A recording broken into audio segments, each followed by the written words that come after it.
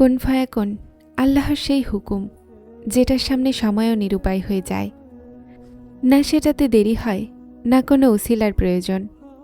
আল্লাহ বলেন হয়ে যা, আর সেটা হয়ে যায়। ক্ষমতা শুধুমাত্র এই দোয়ার মাধ্যমেই প্রকাশ হয়, যেটাতে এই নিশানিগুলো মজুদ আছে। বিশ্বাস থাক, প্রিয় থাক। যখন বান্দা আল্লাহর ওপর পরিপূর্ণ বিশ্বাস করে নেয়, তো অসম্ভবও সম্ভব হয়ে যায়।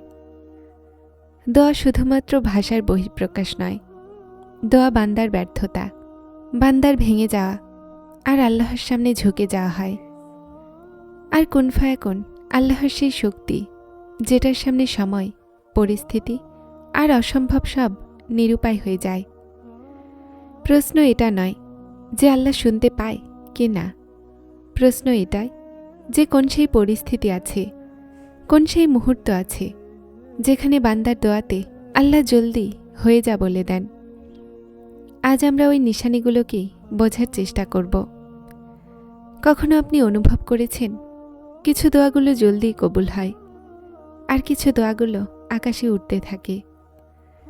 আপনি কি জানেন আল্লাহ কিছু বান্দার শুধুমাত্র এক ডাকে রাজি হয়ে যান? যদি আজ আপনার কোনো দোয়া মনকে চিড়ে দেয়, রাতের ঘুমকে কেড়ে নেয়, তো এই ভিডিও আপনার জন্য। আজ আমরা ওই নিশানিগুলোকে শুনব যাদের দোয়া রদ হয় না। শেষ পর্যন্ত অবশ্যই শুনবে, কেননা শেষ কথা আপনার ভাবনা, আপনার বিশ্বাস তিনটিকেই বদলাতে পারে। প্রথম নিশানি, যখন মন সম্পূর্ণভাবে ভেঙে গেছে। আল্লাহ ওই দোয়াকে বিশেষভাবে শোনেন যা এই সময় চাওয়া হয়, যখন বান্দার কাছে কোনো রাস্তা বাকি না থাকে, যখন সমস্ত দরজা বন্ধ নজরে আসে, যখন মানুষ প্রতিটা আশ্রয় থেকে হতাশ হয়ে যায়, আর মনের ভিতর থেকে শুধুমাত্র একটাই আওয়াজ বের হয়, ইয়া আল্লাহ, এখন তুমি ছাড়া আমার কেউ নেই। এটা সেই মুহূর্ত হয় যখন দোয়া জবান থেকে নয়, বরং মনের সবচেয়ে গভীর কোণা থেকে বের হয়। এই সময় বান্দা কোনো দেরি করে না, কোনো শর্ত রাখে না, শুধুমাত্র নিজের দুর্বলতা আল্লাহর সামনে রেখে দেয়। এমন দোয়াতে হিংসা থাকে না, জিদ থাকে না, শুধুমাত্র বাস্তবতা থাকে। আর আল্লাহ সত্যকে খুব পছন্দ করে। অনেক সময় এটাই সেই মুহূর্ত হয় যখন আল্লাহ বলেন কুন, আর পরিস্থিতি বদলাতে শুরু হয়ে যায়। দ্বিতীয় নিশানি, যখন দোয়া অশ্রু হয়ে গড়িয়ে পড়ে, কিন্তু দোয়াগুলো এমন হয় যা ভাষায় প্রকাশই করা যায় না। মন ভারাক্রান্ত থাকে, জবান সাথ দেয় না, আর চোখগুলো থেকে অশ্রু আপনা আপনি গড়িয়ে পড়ে। এই অশ্রু দুর্বল হয় না, এটাই সেই নীরব ফরিয়াদ যা সোজা আল্লাহ পর্যন্ত পৌঁছায়। নবী করিম সাল্লাল্লাহু আলাইহি সাল্লাম বলেন, আল্লাহ সেই অশ্রুকে ভালোবাসেন যা তার ভয় অথবা ভালোবাসাতে কাঁদে। যখন বান্দা দোয়া চাইতে গিয়ে কান্না করে, তো তার অশ্রু সাক্ষী দেয় যে এই দোয়া সত্য। এমন অশ্রু দেখানো হয় না, এটা শুধুমাত্র আল্লাহর জন্য হয়। আর যখন দোয়া অশ্রু হয়ে যায়, তো অনেক সময় সেই দোয়া রদ হয় না, বরং কোনো না কোনো সুরতে কবুল হয়ে যায়। তৃতীয় নিশানি, যখন দোয়া কারো হকের দিকে না থাকে। সেই দোয়া যা কারো ক্ষতি চায়, কারো ধ্বংস চায়, অথবা হিংসা অথবা রাগে ভরা থাকে, অনেক সময় কবুলিয়ত থেকে দূরে থাকে। কিন্তু বান্দা যখন কষ্টে থাকা সত্ত্বেও হেদায়েত তার নিজের কল্যাণের দোয়া করে, তো এমন দোয়া আল্লাহর অনেক প্রিয় হয়। এই দোয়া এই কথার নিশানি যে বান্দা ভিতর থেকে মন পরিষ্কার আছে। আল্লাহ এমন বান্দাকে রদ করবেন না।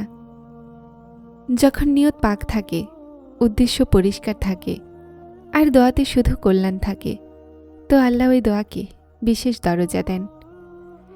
এটাই সেই দোয়া হয় যা সময় আসলে কুন ফায়াকুনের রূপ ধারণ করে নেয়।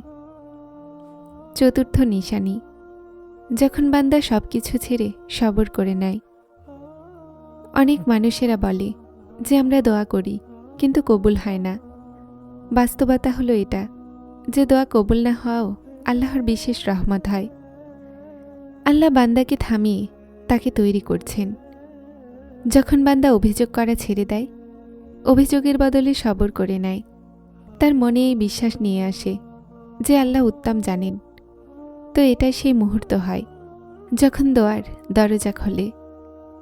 সবর দোয়াকে শক্তি দেয়। আল্লাহ ওই বান্দাকে পছন্দ করে যে অপেক্ষা করতে জানে। আর সবর শেষ সীমায় পৌঁছে যায় তো অনেক সময় সেখান থেকে কুন ফায়াকুন শুরু হয়ে যায়। পঞ্চম নিশানি, যখন দোয়া শুধুমাত্র আল্লাহর জন্য হয়। সবচেয়ে শক্তিশালী দোয়া সেটা হয় যা শুধুমাত্র আল্লাহর জন্য হয়, না কাউকে দেখানোর জন্য, না কাউকে শোনানোর জন্য।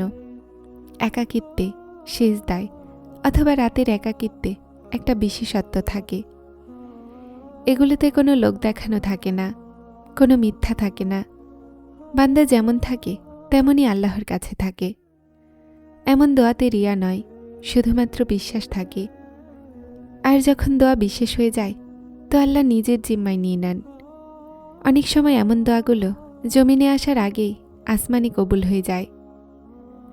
যদি আজ আপনার দোয়া কবুল না হয় তো এটা ভাববেন না যে আল্লাহ অসন্তুষ্ট অথবা আল্লাহ আপনাকে শুনছেন না। আল্লাহ তো মনের অবস্থা জানেন। অনেক সময় আল্লাহ দোয়া এজন্যও থামিয়ে নেয় যেন বান্দা তার আরও নিকটে এসে যায়, যেন সে শুধুমাত্র চাহনেওয়ালা না থাকে, বরং তার ওপরে ভরসাকারী হয়ে যায়। যারা চ্যানেলটিতে নতুন এসেছেন তারা হেদায়েত চ্যানেলটিকে সাবস্ক্রাইব করে আমার সাথে থাকুন এবং অবশ্যই ভিডিওগুলোকে লাইক শেয়ার করবেন। আসসালামু আলাইকুম।